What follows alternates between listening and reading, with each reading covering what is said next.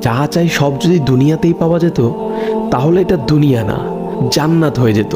কিছু এলোমেলো ঝড়, কষ্টের দমকা হাওয়া, কিছু অপ্রাপ্তির ভিড় তোমায় কষ্ট দিবে। যন্ত্রণাগুলো পাহাড়ের মতো দেখবে, মাঝে মধ্যে বুকটা ভারী হয়ে আসবে।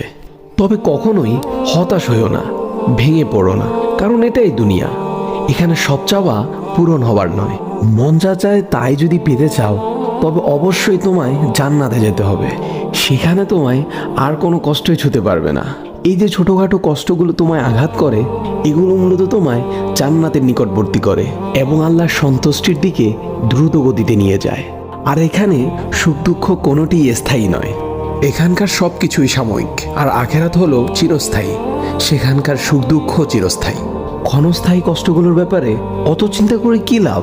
আল্লাহ সুবহানাহু ওয়া তাআলা বলেন, জান্নাতে তোমাদের জন্য তোমাদের মন যা চাই তাই আছে।